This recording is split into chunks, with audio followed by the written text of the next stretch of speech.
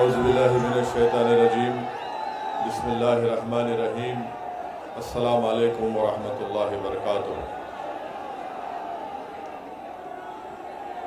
मोअज़्ज़िज़ हाज़रीन इकराम, बुज़ुर्गान मिल्लत, मेरी इज़्ज़तदार माँ और बहनों, गयूर नौजवान साथियों, शह नशीन बतशरीफ़ फरमा तेलंगाना रियासत के मजलिस इत्तेहादुल मुस्लिमीन के अरकान असम्बली व अरकान क़ानून साज कौंसिल, बिहार प्रदेश के मजलिस इत्तेहादुल मुस्लिमीन के सदर व रुकन असम्बली और बिहार प्रदेश के तमाम मजलिस के ज़िम्मेदारान, तमिलनाडु से कर्नाटका से आए हुए मजलिस इत्तेहादुल मुस्लिमीन के सदर मोतमदीन, पांडिचेरी से, झारखंड से, वेस्ट बंगाल से, उत्तर प्रदेश से मजलिस इत्तेहादुल मुस्लिमीन के सदर मोतमदीन और दीगर रियासतों से मजलिस इत्तेहादुल मुस्लिमीन के इस कौमी कन्वेंशन में शिरकत करने जो ज़िम्मेदारान आए हैं, मेरे अजीज़ दोस्तों और बुज़ुर्गों, ये मेरे लिए एक बड़ी खुशी की बात है कि मजलिस इत्तेहादुल मुस्लिमीन के अहिया के 65 साल मुकम्मल होने जा रहे हैं।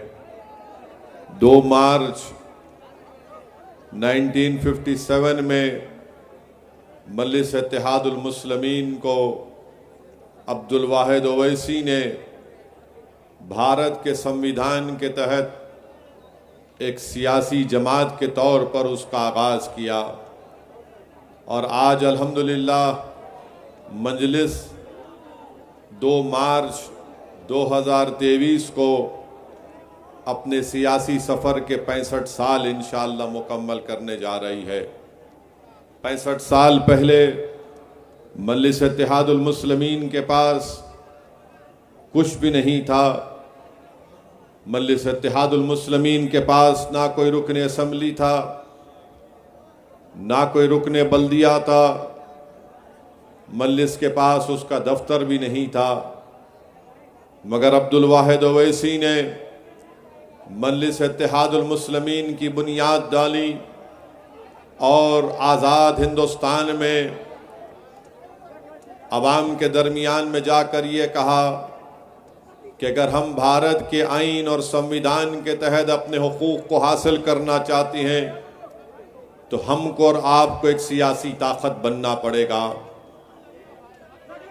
मुल्क को आज़ादी मिली अंग्रेज़ों के 200 साल के ग़ुलामी के बाद, मगर अगर कोई मौरिख तारीख़ लिखेगा तो कहेगा कि आज़ादी के बाद अगर किसी 2 क़ायदीन में दूरअंदेशी थी जिनकी निगाहों ने ये देख लिया था कि मुल्क तो आज़ाद हो गया, मगर मुस्तक़बिल में आने वाली नस्लों को उनका जायज़ मुकाम अगर दिलाना है भारत के आइन और संविधान के तहत जिसको बाबा साहिब अम्बेडकर ने बनाया, तो उन 2 शख्सियतों ने इस बात को बहुत पहले ही महसूस कर लिया था कि भारत में मुसलमानों को, दलितों को अगर अपनी सियासी ताकत जब तक वो मजबूत नहीं बनाएंगे उस वक्त तक उनके मसाइल और उनकी तकालीफ और उनकी नाइंसाफ़ियों का खात्मा नहीं हो सकता। मैं आज मुमरा की सरजमीन में खड़े होकर न सिर्फ अब्दुल वाहिद ओवैसी को बल्कि हज़रत इस्माइल को भी सलाम पेश करता हूँ कि जिन्होंने भारत की आज़ादी के बाद मुस्लिम लीग को बनाया और सरजमीन दखन पर अब्दुल वाहिद ओवैसी ने मजलिस इत्तेहादुल मुस्लिमीन की शमा को रोशन किया। मेरे अजीज़ दोस्तों और बुज़ुर्गों, जो हमारे बुज़ुर्गों ने 65 साल पहले जिस जद्दोजहद का आगाज़ किया, मसाइब और मुश्किलात का सामना करना पड़ा। अब्दुल वाहिद ओवैसी को 11 महीने जेल की सोबतें बर्दाश्त करनी पड़ी, तकालीफ और हुकूमत के जुल्म का सामना करना पड़ा। बल्कि एक ऐसा वक्त अब्दुल वाहिद ओवैसी के घर पर भी आया कि पीने का पानी बंद कर दिया गया था, बैंक के अकाउंट्स फ्रीज कर दिए गए थे और लोग अब्दुल वाहिद ओवैसी के घर को जाने के लिए डरते थे। 65 साल पहले जब अब्दुल वाहिद ओवैसी ने मजलिस इत्तेहादुल मुस्लिमीन के जलसों का आगाज किया, तो मजलिस इत्तेहादुल मुस्लिमीन के जलसों में आज जो हजारों की तादाद में आप लोग मौजूद हैं, उन जलसों में सिर्फ 2 या 4 लोग आते थे। जिस तरह आज इतना बड़ा मंच बनाया गया है, 65 साल पहले मजलिस का मंच नहीं बनता था। एक दीवाना अब्दुल वाहिद ओवैसी 5 लोगों को खड़ा करके 1-1 घंटा चल चल कर तकरीर करता था और लोगों को बताता था कि याद रखो, अपनी दीन की तारीख को मत भूलो, सीरतुन नबी का मुताला करो और भारत के संविधान के तहत अगर तुम अपने हुकूक को हासिल करना चाहते हो तो एक सियासी ताकत बनो। ऐसे मजलिस इत्तेहादुल मुस्लिमीन ने अपने सियासी सफर का आगाज किया। अब्दुल वाहिद ओवैसी ने और उस जमाने के उनके तमाम साथियों ने अपनी जिंदगी को कुर्बान कर दिया और अपने चैन और सुकून को मिटा दिया। जालिम हुकूमत से पंजा आजमाई की, हुकूमत ने उनको दबाने की कोशिश की, मगर हमारे बुजुर्गों ने हुकूमत की ताकत और उनके जुल्म के सामने अपने सरों को नहीं झुकाया, बल्कि अपने सीनों को तान कर कहा कि हम ये जो लड़ाई लड़ रहे हैं इसलिए लड़ रहे हैं कि हम जानते हैं कि मुल्क को आज़ादी जरूर मिल गई, ये मुल्क यकीनन तरक्की के रास्ते पर गामजन होगा, मगर जो सबसे कमजोर आज है वो मुसलमान और दलित है। अगर उसको ताकत मिलना है तो उसको एक अपनी सियासी क़ियादत बनाना पड़ेगा। मेरे अजीज दोस्तों और बुजुर्गों, आज मजलिस इत्तेहादुल मुस्लिमीन के पास 1-2 MP हैं, 7 रुकने असम्बली तेलंगाना में है, 2 महाराष्ट्र में है, 1 बिहार में है, 100 से ज्यादा अराकीन बल्दिया महाराष्ट्र में है, गुजरात में अराकीन बल्दिया, मध्य प्रदेश में अराकीन बल्दिया, कर्नाटका में अराकीन बल्दिया, उत्तर प्रदेश में मजलिस के अराकीन बल्दिया। अगर 65 साल पहले अगर हमारे बुजुर्गों ने इस ईसार और कुर्बानी का जज्बा नहीं दिया होता तो आज असदुद्दीन ओवैसी तुम्हारे दरमियान में खड़े होकर तकरीर भी नहीं करता। अगर हमारे बुजुर्गों ने मेहनत की, कुर्बानी की, तो आज असदुद्दीन ओवैसी तुम्हारे दरमियान में खड़ा होकर तुम्हारे दिलों में छुपे हुई तकलीफ को बेखौफ होकर बयान करता है। मेरे अजीज दोस्तों और बुजुर्गों, इसीलिए नौजवानों, जो आज तुम इतनी बड़ी तादाद में आज यहां पर खड़े हो, नौजवानों तुमको मैं पैगाम दे रहा हूं, ये लड़ाई अगर आज असदुद्दीन ओवैसी, इम्तियाज जलील, सैफ पठान, वारिस पठान, फैयाज खान और अगर अख्तरुल ईमान मजलिस के जिम्मेदारान लड़ रहे तो नौजवानों सुनो, ये तुम्हारी लड़ाई हम लड़ रहे हैं। अगर मेरी आवाज मासूम स्कूल के बच्चों को पहुंच रही है तो सुनो मेरे बेटे और बेटियों, ये लड़ाई मजलिस तुम्हारे मुस्तकबिल के लिए लड़ रही है। हमने अपनी जवानी के रास्ते हमारे खत्म हो गए, अब हम मौत के करीब जा रहे हैं, मगर हम अपनी जमीन में जाने से पहले, अपनी आंखों को बंद होने से पहले देखना चाहते हैं कि भारत की हर रियासत में मजलिस इत्तेहादुल मुस्लिमीन का रुकने असम्बली और रुकने पार्लिमान मुंतखब होकर जाए। हमारी जिंदगी का मकसद ये की है हमारे बच्चों और बेटियों, मेरे नगयूर नौजवानों, हमारी लड़ाई एक ही है कि जब तुम जिंदगी, असल जिंदगी में कदम रखोगे तो तुम उन नाइंसाफियों का सामना नहीं करोगे, बल्कि तुमको इज्जत की निगाहों से तुम्हारे वो तमाम जायज मुतालबात तुमको मिलेंगे। ये लड़ाई मजलिस लड़ रही है।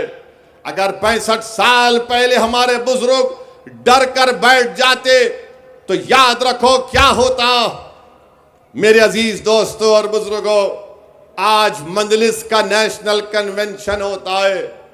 एक रियासत, 2 रियासत नहीं, 16 प्रदेशों से मजलिस के नुमाइंदे आते हैं। अगर आज से 28-29 साल पहले अगर असदुद्दीन ओवैसी को या मुमताज खान को अगर कोई कह देता कि मुमरा में मजलिस का एक कौमी कन्वेंशन होगा और 16 रियासत से मजलिस के नुमाइंदे आएंगे, तो मुमताज खान और असदुद्दीन ओवैसी मुस्कुरा कर कहते होंगे कि अरे तुम क्या बकवास कर रहे हो। मगर अल्हम्दुलिल्लाह मैं सलाम करता हूं मेरे तमाम मजलिस के रुफ़काओं को जिनके हौसले और अज़म ने मुझे यहां तक लेकर आया। मैं शुक्रिया अदा करता हूं मेरे सियासी सफर में जो तमाम अराकीन मजलिस के गय्यूर अराकीन ने मेरा साथ दिया, मैं उनका शुक्रिया अदा करता हूं। मेरी खुशकिस्मती है कि अल्लाह ने मुझे अकबरुद्दीन ओवैसी जैसा एक भाई भी दिया जिसके हौसले और अज़म में कभी कमी नहीं आती। मैं शुक्रिया अदा करता हूं अकबर की दीवानगी का, उसकी जिद का कि अकबरुद्दीन ओवैसी, आज अकबरुद्दीन ओवैसी का साथ है, अहमद बलाला है, अहमद पाशा खादरी जो सालारे मिल्लत के साथी हैं। मैं शुक्रिया अदा करता हूं मेरे भाई अख्तर अली मान का कि 2015 में हमारी पहली मुलाकात हुई थी और आज अख्तर अली मान ने बिहार के कोने कोने में मजलिस इत्तेहादुल मुस्लिमीन को मजबूत कर दिया। मैं शुक्रिया अदा करता हूं अख्तर अली मान का कि उन्होंने 5 MLA कामयाब करवाए। मैं शुक्रिया अदा करता हूं सीमांचल की उस गयूर अवाम का जिसने जालिमों को मुंह तोड़ जवाब दिया और मजलिस के 5 अराकीन असम्बली को कामयाब किया।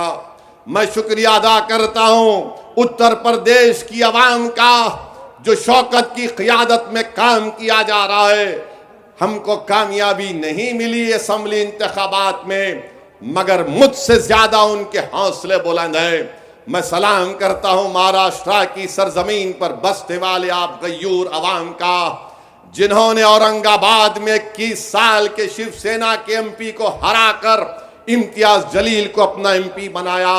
मैं सलाम करता हूं महाराष्ट्र की सरजमीन पर बसने वाले गयूर अवाम को जिन्होंने मालेगांव और धूलिया से मजलिस के रुकने असम्बली को कामयाब किया। मैं अल्लाह का शुक्र अदा करता हूं कि अल्लाह ने इम्तियाज जलील जैसे मुझे एक साथी को अता किया। मैं अल्लाह का शुक्रिया अदा करता हूं कि अल्लाह ने मुझे डॉक्टर गफ्फार खादरी जैसे एक शख्स का साथ मुझे नसीब हुआ। मैं अल्लाह का शुक्र अदा करता हूं कि अल्लाह ने मुझे ऐसे साथियां दिए कि तमिलनाडु से वकील है, कर्नाटका से पठान है, उस्मान गनी है, रहीम मिर्ची है। ऐसे तमाम लोगों ने मिलकर मजलिस इत्तेहादुल मुस्लिमीन को इस मुकाम पर पहुंचाया। मैं अल्लाह से दुआ करता हूं कि अल्लाह सुब्हानहू तआला मजलिस के मरहूम सदर मुतमदीन को, कायदीन को अल्लाह उनकी मग़फ़िरत फरमाए। मेरे अजीज दोस्तों और बुजुर्गों, अगर आज मैं तुम्हारे दरमियान में खड़ा हूं तो इसमें मेरा कोई रोल नहीं है। मैं अल्लाह की कसम खाकर कह रहा हूं कि मेरा इसमें कोई रोल नहीं है। अगर मैं यहां खड़ा हूं तो सिर्फ और सिर्फ अल्लाह का करम मुझ पर है। मैं अगर खड़ा हूं तो नबी करीम सल्लल्लाहु अलैहि वसल्लम का सदका है। अगर मैं तुम्हारे दरमियान में खड़े होकर या तुम्हारे दरमियान में खड़े होकर या ऐवान पार्लियामेंट में खड़े होकर बातिल ताकतों की आंख में आंख डालकर मजलूम अवाम के इंसाफ का मुतालबा अगर करता हूं, भारत की पार्लियामेंट में अगर मैं वक्त के फिरौन और नमरूद और यजीदों के सामने खड़े होकर इंसाफ और हक की बात करता हूं तो सदका है अहले बैत का कि उन्होंने मुझे इस मुकाम को अता किया। मेरे अजीज दोस्तों और बुजुर्गों, यही चीज है इन साथियों की मेहनत और कुर्बानी थी कि आज असदुद्दीन ओवैसी यहां तक खड़ा है। आइए मैं आपको एक अपील करता हूं कि इस सियासी सफर को और आगे लेकर जाना है हमको, ताकि जो 21-22 साल 25 साल के ये जो मासूम बच्चे आज 14-15 साल की उम्र में ये बैठे हुए हैं, उनके मुस्तकबिल को अच्छा करना है तो मजलिस को मजबूत करो। तुम असदुद्दीन ओवैसी को, इम्तियाज जलील को, अख्तर अली मान को मजबूत मत करो, तुम मजलिस को मजबूत करो। अरे हम मिट जाएंगे इस जमीन की ग़िज़ा बन जाएंगे। मगर मुस्तक़बिल तुम्हारा है। मैं अगर तुम्हारे सामने खड़ा हूं, मेरी आईनी ख्वाहिश यह है कि अल्लाह मुझसे बेहतर लीडर पैदा कर दे। मेरी ख्वाहिश यह है कि तुम नेता बनो, तुम लीडर बनो, तुम कौम के सदर बनो, ताकि तुम क़यादत करो। ये मेरे जिंदगी का मकसद है। कब तक तुम इन लोगों के पीछे गुलामी करोगे? अरे जब राष्ट्रीय कांग्रेस वाले अजीत पवार नेता बन सकता है, सुप्रिया सूले नेता बन सकती है, उद्धव ठाकरे अपने बाप का बेटा होने की बिना पर नेता बन सकता है, जब एकनाथ शिंदे नेता बन सकता है, जब फडणवीस नेता बन सकता है, तो क्या महाराष्ट्र का मुसलमान शरद पवार की तरह, उद्धव ठाकरे की तरह, शिंदे की तरह नेता नहीं बन सकते? क्या तुम नेता नहीं बन सकते? क्या तुम लीडर नहीं बन सकते? तो कैसे बनोगे? नारे मारने से नहीं बनोगे। मुत्तहिद हो, वोट डालो, नेता बनो। अरे जब बातचीत होगी तो इनसे आंख में आंख डालकर बातचीत होगी। सर झुकाकर, हाथ को पीछे रखकर, ये जबान से ये नहीं कहोगे कि हाँ साहिब, हाँ साहिब, हाँ साहिब। नहीं, बातचीत होगी तो होगी इस तरह से होगी कि अगर तू साहिब है तो मैं भी साहिब हूं, मैं तेरा गुलाम नहीं हूं। हाँ, हमारे ही सफों में बाज लोग हैं और रहेंगे सुबह कयामत तक। करबला के मैदान में इमाम हुसैन को पानी बंद करने वाले कौन थे? नवासे रसूल पर तीर बरसाने वाले कौन थे? अली असगर, अली अकबर को शहीद करने वाले कौन थे? टीपू सुल्तान को शहीद करने वाले कौन थे? कौन थे? हमारे ही सफों से लोग आए थे। मगर आज आपको पहचानना पड़ेगा। इन जमीर फरोशों को पहचानो, ये ईमान बेचने वालों को पहचानो। ये कफन चोर हैं जो मंजिस से टिकट देकर एक जालिम के पैरों में अपना ईमान बेच देते हैं। मगर मैं तुम्हारे दरमियान में खड़े होकर कह रहा हूं कि तुमने उसको खरीदा जो कफन चोर था, मगर अब पठान खड़े होगा, और जब पठान खड़े होगा 2 घंटे की तरह नहीं, पठान खड़े होगा तो 5 साल के लिए लड़ेगा मुमरा की आवाम के लिए इंशाअल्लाह ताला। और अगर कोई ये समझ रहा है कि दौलत की ताकत पर खरीद लेंगे, अरे थूकता हूं तेरी नाजायज दौलत पर। जुल्म करके रख दिए मुमरा में। अस्पताल बन रहा है, म्युनिसिपल अस्पताल 8 साल से बन रहा है। जमीन का रिजर्वेशन, अरे कौन सा गारत का गड़ा है एमएलए का भरता नहीं है। कब्रस्तान की जमीन भी खा लेता, स्कूल की जमीन भी खा लेता। अब इख्तिदार चला गया इसके पास से, अब इख्तिदार इसके पास से चला गया। मेरे दोस्तों और बुजुर्गों, मुमरा में अब आप मजलिस को एक अच्छे टीम मिली है। साहिब पठान के साथ हमारा रुकने बल्दिया शालम भी है, अच्छी टीम बनी है। आप इनका साथ दीजिए और इंशाअल्लाह ताला आपके बहुत से मसाइल है। मुमरा के स्कूल का मसला है, इंशाअल्लाह ताला इन मसाइल को हल करना है। मगर जो लोग ये समझते हैं कि मैं दौलत के बिना पर सबको खरीद लूंगा, अरे जो बिकता है बिक जाएगा, मगर मैं बिक चुका हूं। लोग कहते हैं ओवैसी तुम इनके लिए काम करते हो, तुम फलां की टीम हो। अरे जालिमो, तुमको नहीं मालूम, असदुद्दीन ओवैसी अपने आप को बेच चुका है। असदुद्दीन ओवैसी अपने आप को बेच चुका है। मैं बिक चुका हूं नबी करीम सल्लल्लाहु अलैहि वसल्लम के गुलामों की गुलामी में। मैं बिक चुका हूं इमाम हुसैन और अहले बैत की मोहब्बत में। अरे तुम क्या खरीदोगे? तुम कौन सी बात करते हो? अरे जब तुम हार जाते हो तो हम पर इल्जाम लगाते हो कि फुला टीम, ये मीडिया वाले हमसे पूछ रहे थे कि शिवसेना के 2 टुकड़े हो गए। शिवसेना के 2 टुकड़े हो गए। एक मीडिया वाले पूछे, आपको उद्धव ठाकरे से सिंपैथी नहीं होती? मैं उनसे पूछना चाहता हूं, मैं जवाब नहीं दिया को,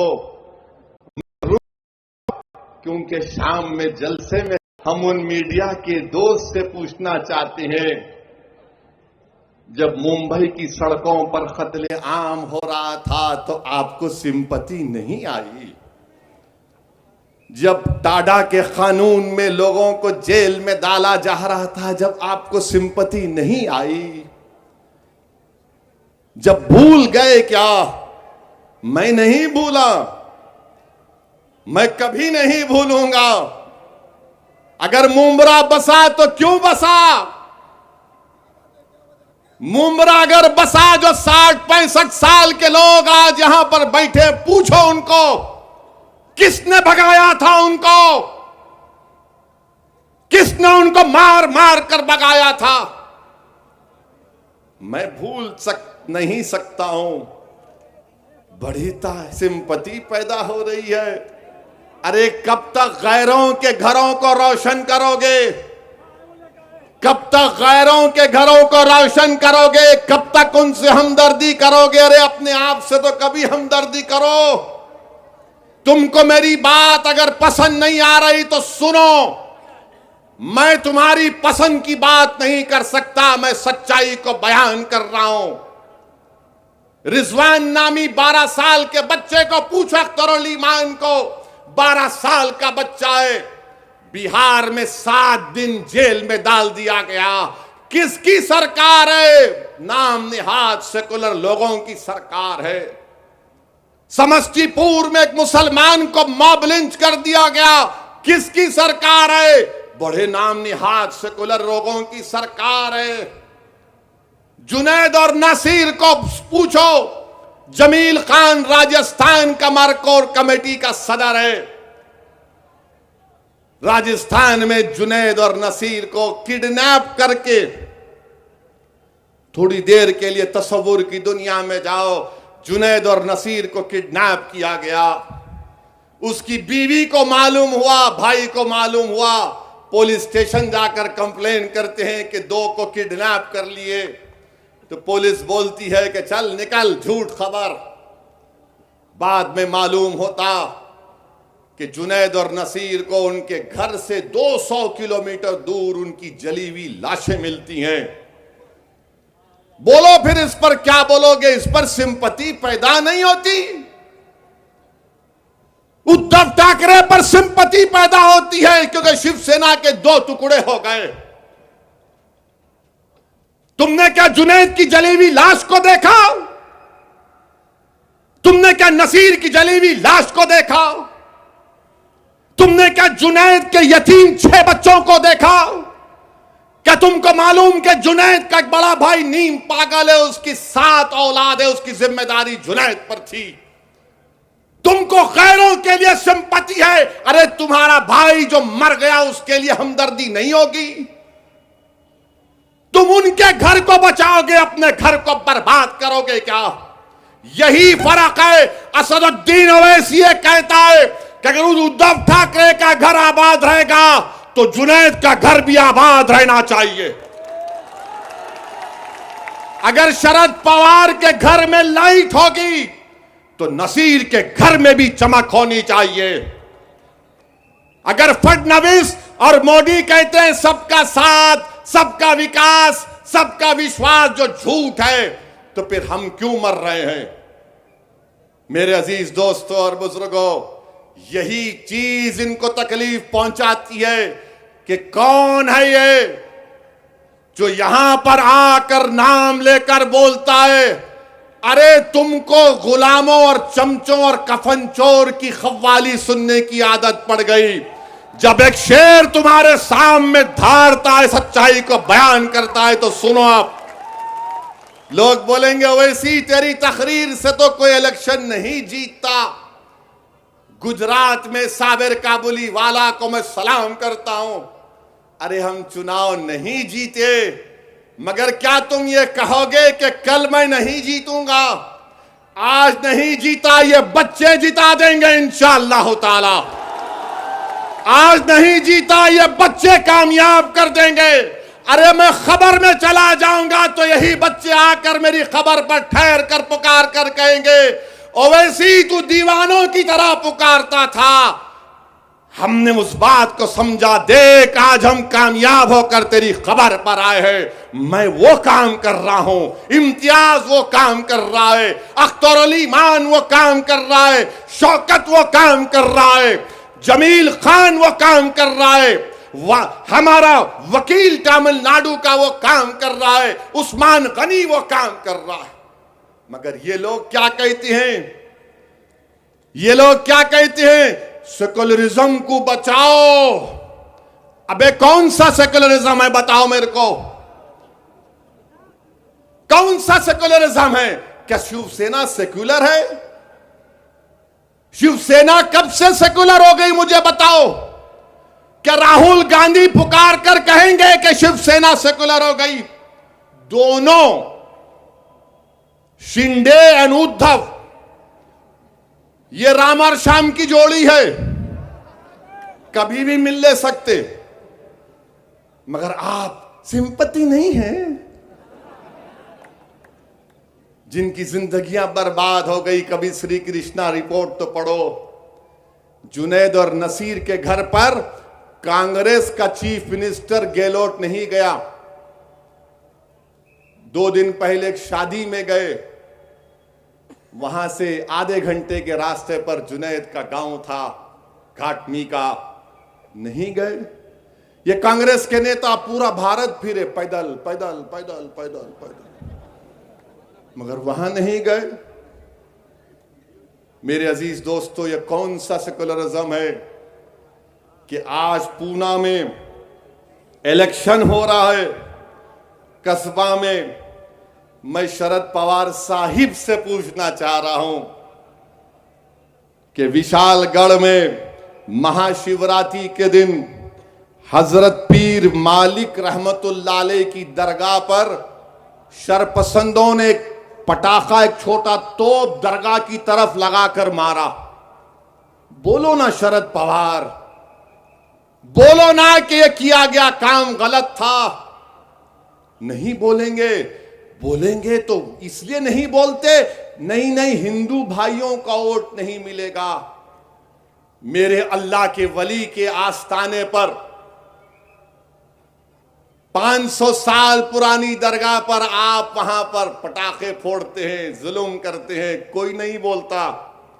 पूछो एडिशनल एसपी विशालगढ़ से कि किसने फोन करके उनसे कहा कि इन लोगों को रोको, गिरफ्तार करो। मैंने बात की थी। मगर शरद पवार नहीं बोलेंगे।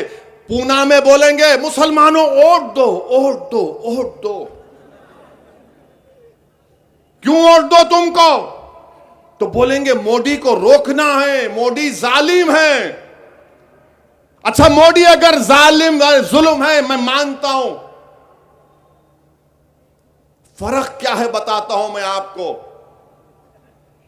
नवाब मलिक को जानते हैं ना?